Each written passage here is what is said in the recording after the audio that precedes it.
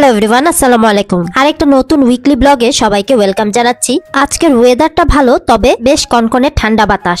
সকালের নাস্তায় করেছিলাম পানে কিংবা রুটি টোস্ট। এটা বাচ্চাদের সবারই অনেক পছন্দের, সাহিরেরও অনেক পছন্দের। ইনফ্যাক্ট যখনই রান্না করতে আসি দেখতে চলে আসে কি রান্না করছি।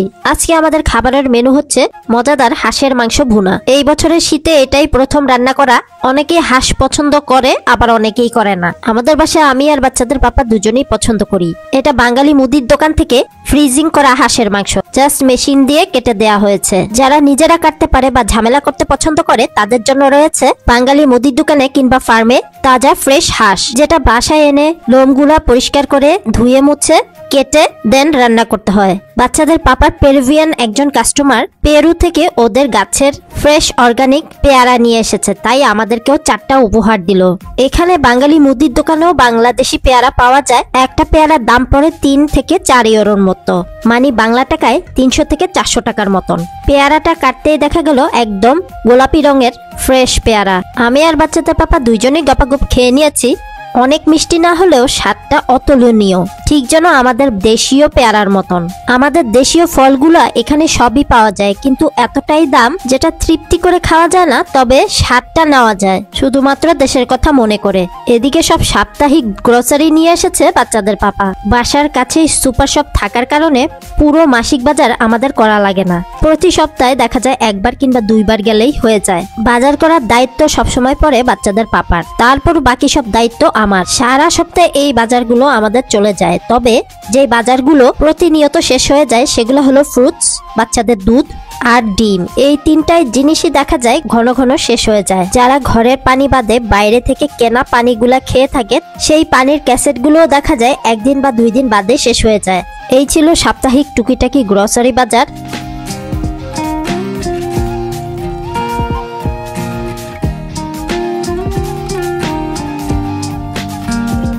খালি হাঁসের মাংস খেতে ভালো লাগে না, তাই করে নিলাম গরম গরম বেগুন ভাজা। এদিকে আমার মেয়ে হচ্ছে চকলেট পাগল। চকলেট পেলে ওর আর কিচ্ছু লাগে না, তবে এখন আগে থেকে অনেকটা কমিয়েছে। আজকে আমার বুড়ি মেয়েটা আরবি পড়তে যেতে পারেনি, তাই উইকেন্ডটা ওদের এইভাবেই বাসায় কাটলো। সারা সকালটা, বিকালে বায়না ধরেছে বাইরে যাবে, তাই ঝটপট রান্না শেষ করে নিচ্ছিলাম। সকালের দিকে খোলা মাশরুম নিয়ে এসেছিলাম, সেগুলো প্রায় শেষের দিকে। কিছু ছিল সেগুলা ধুয়ে পরিষ্কার করে লবণ আর তেল দিয়ে সর্তে করে নিচ্ছি, এতে করে গরম ভাতের সাথে যেন খেতে পারি। এইদিকে হাঁসের মাংসটাও বসিয়ে দিয়েছি প্রায় শেষের দিকে। অল্প করে হাঁসের মাংস রান্না করলে দেখা যায় মজা লাগে না, তাই 2 কেজি হাঁসের মাংসই রান্না করে ফেলেছি।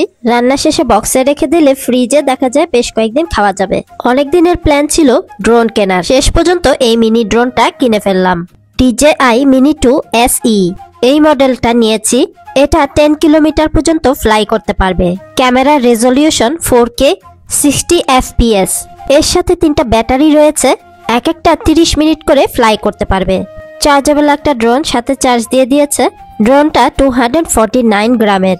আর এই ড্রোনটা ফ্লাই করতে কোনো লাইসেন্স লাগে না। বেশ কিছু টিউটোরিয়াল ভিডিওস আছে ইউটিউবে, কিভাবে ড্রোন ফ্লাই করা যায় এই সম্পর্কিত অনেক রকম ভিডিওস রয়েছে, যেগুলো দেখে খুব ইজিলি শিখে ফেলা যায়।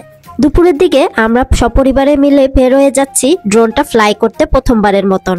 যারা ফ্লাই করবে তাদের অবশ্যই প্র্যাকটিসের ব্যাপার রয়েছে। যত বেশি ড্রোন ফ্লাই করে প্র্যাকটিস করতে পারবে তত বেশি হাত পাকা হবে। আমরা চলে এসেছি আমাদের বাসার কাছে এলাকায় গির্জার পার্কটা। আমরা এটাকে গির্জার পার্কই বলে থাকি। এখানে নর্মালি 458 ফেরমাতা কিংবা 106 ফেরমাতাগুলো থাকে। উইন্টার সিজনে দেখেন সব পাতাগুলো ঝরে পড়ে গিয়েছে। গাছের ডালে বেশ কয়েকটা টিয়া পাখি দেখতে পেলাম। এই সিজনগুলোতে এই টিয়া পাখিগুলা গাছের মধ্যে বসে থাকতে দেখা যায়। টিয়া পাখির পাশাপাশি এদিকে কবুতরগুলোও চলে এসেছে। রুটি কিংবা চিপস বা যে কোনো টাইপের শুকনো খাবার পেলেই ওরা চলে আসে। গাছের ডালে দেখো কি সুন্দর টিয়া পাখি, 3টা পাখি, আরো অনেকগুলো ছিল উড়ে গেছে।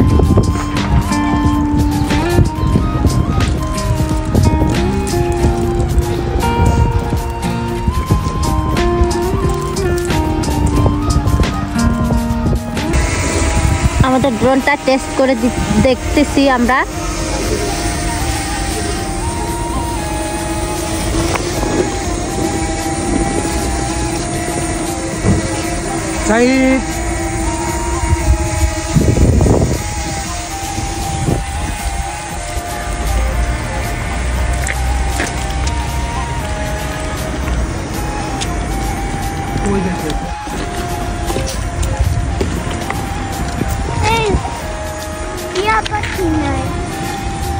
প্রথম এক্সপিরিয়েন্সে বাচ্চাদের পাপা ড্রোনটা বেশ ভালোই উড়িয়েছে।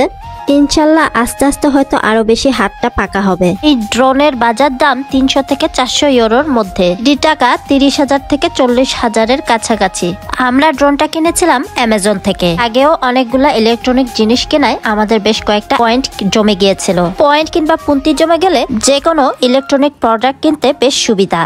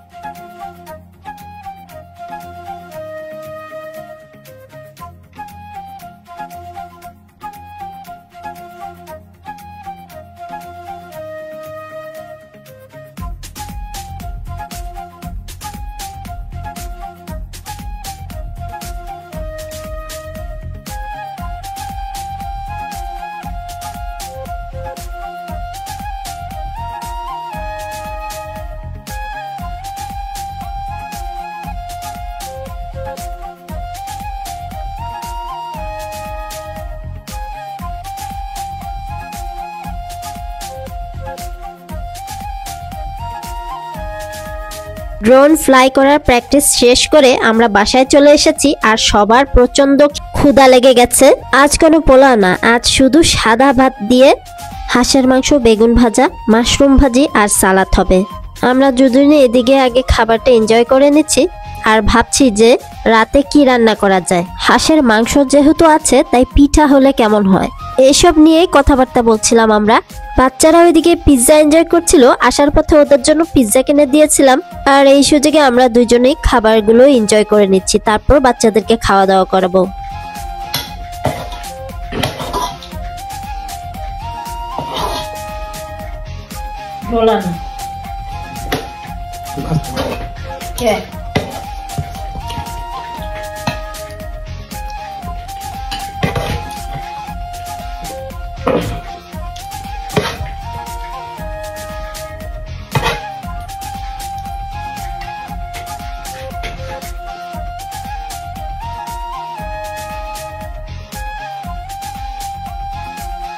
যেই ভাবা সেই কাজ। সন্ধ্যার দিকে বাচ্চাদের পাপা আগে থেকে ব্যাটারটা রেডি করে নিয়েছিল, প্রায় 1 ঘন্টার মতো রেস্টে রেখে দিয়েছিল ব্যাটারটা। বাজারের কিনতে পাওয়া চালের গুঁড়ি পরিমাণ মতো, প্রায় 2 কাপের মতন চালের গুঁড়ি, সাথে 1 কাপ ময়দা, পরিমাণ মতো লবণ।